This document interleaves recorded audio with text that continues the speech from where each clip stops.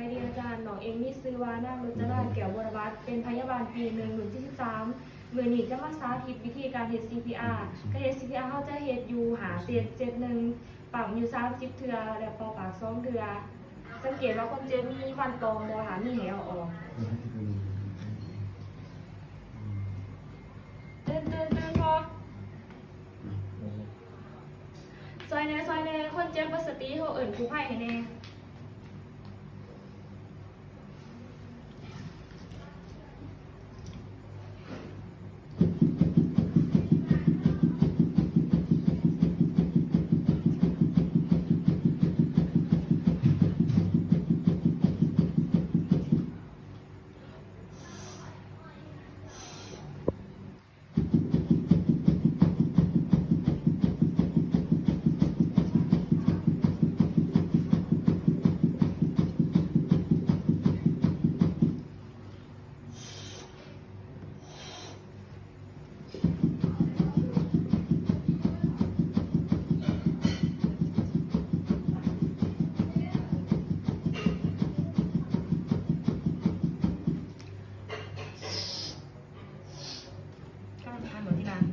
เบิ่งมือเขา